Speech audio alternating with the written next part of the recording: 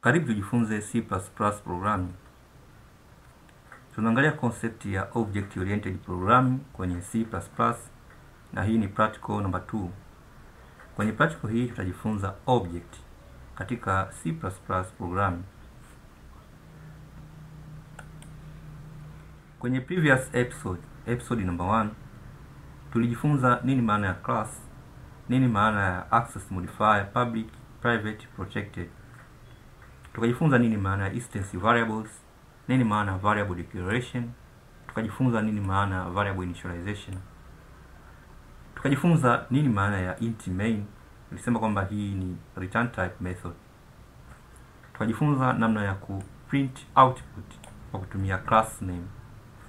Tulijifunza pia nini maana ya static keyword. Kwenye hii episode number 2 tunajifunza nini maana ya object. Object ni chochote ambacho kina exist kwenye environment, ambacho kinakuwa na behavior pamoja na characteristics. Now tuone namna ya create object kwenye C++. Nikikumbushia programming structure ya C++, unaanza na importation ya libraries. Library ya kwanza kuimport kwenye C++ ni IOStream. Kama kawaida tutaanza na alama hash, kisha tutaandika keyword inaitwa include ikiwa kwenye small letter. Baada ya kuandika include, tutaandika hizi brackets. Ndani hizi brackets utaiandika hiyo library ambayo na include. Include maana yake ni import. Library yenyewe inaitwa ni IOStream. Library ya pili ku include inaitwa ni naming space standard library. So nitaandika keyword inaitwa using. Okay, then namespace std.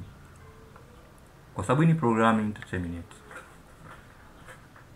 Okay, the same procedure natengeneza class inaitwa student kama tulivyoitengeneza kwenye previous episode number 1 au practical number 1. Kama kawaida tutaanza na keyword inaitwa class. Itaanza s ya capital letter kuonyesha hii ni naming convention. Class name is student.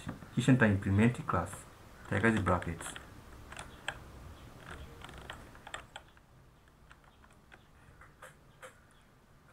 Baada ya kutengeneza class, ndani yake tutatengeneza instance variables. Instance variable hizi zitakuwa accessed wherever, zitakuwa ni public. Naanza na keyword inaitwa access modifier, inaitwa public, kisha naweka colon. Kisha natengeneza variable inaitwa first name. Itachukua data type inaitwa string. Then nitaacha space. Kisha nitaandika first underscore name. Again nitatengeneza variable inaitwa last name. Nitaandika string. Nitaacha space. Nitaandika last underscore name. Okay, again nitatengeneza variable inaitwa course name. Nitaanza na keyword inaitwa string space, nitaandika course underscore name. Final nitatengeneza variable inaitwa GPA. GPA inachukua data types ambazo ni decimal data types. Kwa tutatumia data type inaitwa float. My variable name or identifier is GPA. Okay, after defining variable, hichi kitendo tunasema kinaitwa variable declaration. Kinachofuata ni kutengeneza a main function ambayo ni entry point ya program execution. Nitaanza na keyword inaitwa int, nitaacha space. This is main. This is the main method. Main method katika C++ programming kwamba execution ya program inaanzia kwenye main function. Main function haiwi ndani ya class, sababu hii ni entry point ya execution. Kisha nafanya implementation. Implementation ya hii method maana yake nitaweka hizi brackets. Kwa sababu main method imetumia data type ya integer, hii ni return type method. Tulisema kwamba methods zipo za aina mbili, return type method na non return type method ambayo ni void. Return type method inaweza take any data type, can be string, float, double, integer or any. Na lazima return value ya ile data type husika. So kwa sababu data type ni integer, mimi na return integer value. So naandika return the integer value is 0, sababu hakuna chochote, na return nothing, kisha na terminate. Kwa hiyo program ya C++ inapoanza ku execute, nikibonyeza hii hapa run ku execute, program inaanza ku run eneo hili, sababu hii ni entry point. Now we are going to create an object. Ili kutengeneza object kwenye C++, unaanza na jina la class ambao unataka utengeneze object. Our class name is student. Kama class yetu ni student, natengeneza object ya student. Object maana yake ni lazima ibelong kwenye class. Kwa hiyo naandika student nikianza na ile capital letter kama ilivyokuwa defined student. This is a class ambayo ni hii student. Okay? Ndo hii student, okay? Then kinachofuata na create an object. Object can be any name, then student. Student. Katika Java programming ukiandika student then unasema equal sign then equal to new student, then unaweka kitu kama hichi. Hii ni Java, lakini kwenye C++ unaandika student. Tayari umesha create an object. Object name is student and class name is student also. So he can be any name. For example, you can say student demo, can be any name. So my object now is demo, can be any name. Okay, so now my object naifanya kuwa a meaningful object. Jina la object linafaa reflect jina la class. Meaningful object, this is the object. Object name is student. Remember, student hii ni ya class, ndio maana imeanza na capital letter kwa sababu hii ni class, lakini hii student ni small letter, hii inaonyesha hii ni object.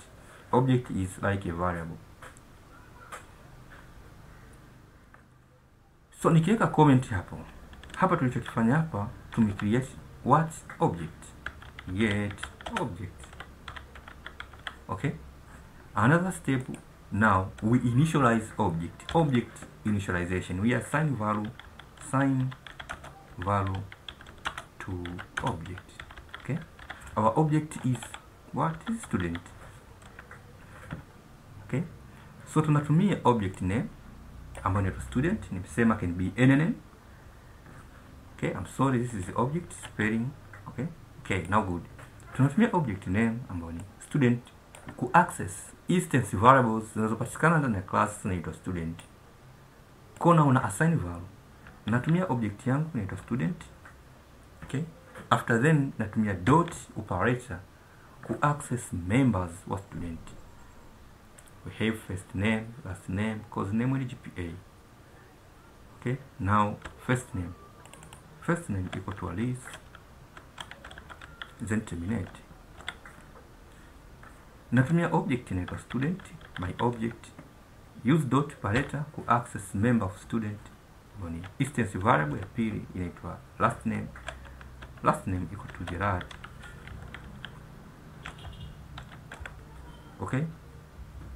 Okay, again natumia object inaitwa student, then use dot operator ku access member of student inaitwa course name, then course name equal to any name. For example, C++ is a course name in string.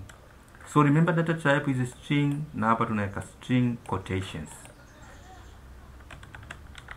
Then student as our object, use dot operator ku access member into GPA, then GPA equal to, sababu hii ni float data type, haikai ndani ya quotations. Okay, 3. For example 2.3. This is the GPA.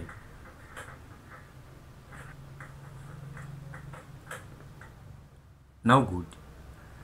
After doing so, now we print string. Print output. Okay, print output. Now click a comment hapo. Now print output. Okay, print output. Now kuprint output kwenye C++ programming tunatumia keyword inaitwa cout. Okay, then unaweka his symbols. Cout our object name is student, and then use dot parameter and then access first name, then these symbols, then put a line. Okay, the same natumia keyword inaitwa cout and these symbols. Our object is student dot parameter, then access last name, then end.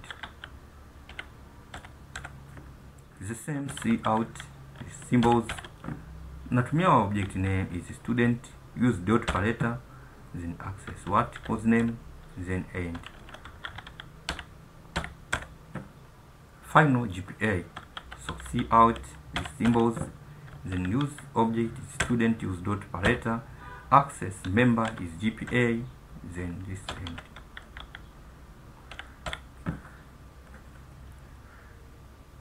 Now check run our program. Run hapa kwenye int main inategemeana na IDE unayotumia, au unaweza run this area. Okay, so let's run int main kwa sababu hii ndio entry point.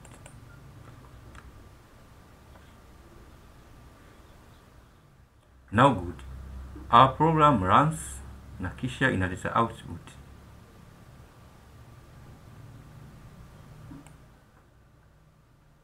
Now you can see this is the first name, last name, course name, and final GPA.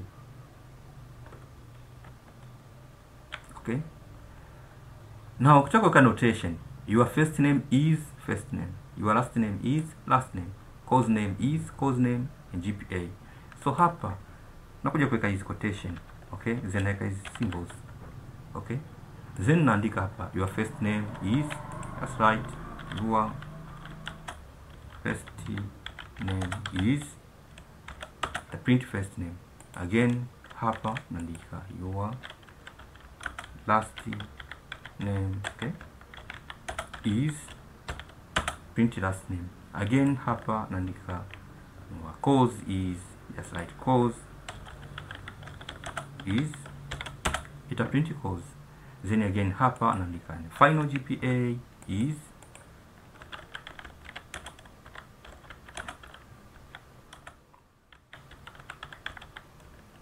to print GPA.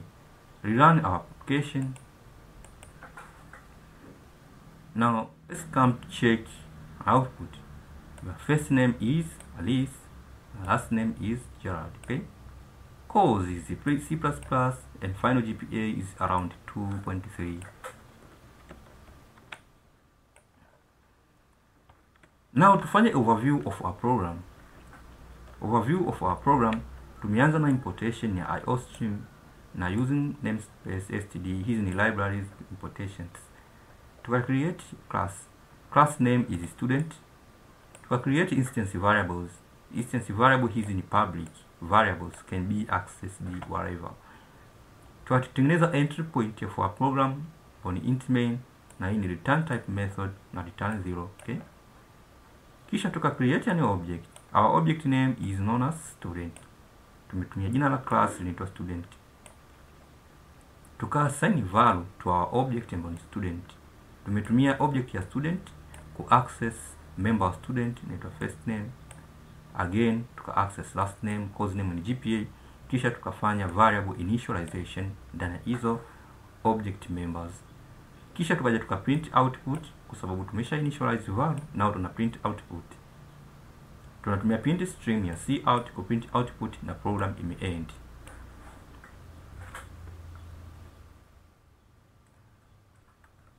Kwenye next video practical number 3 tutakuja kujifunza about functions. Nini maana ya functions? Kuna aina ngapi za functions?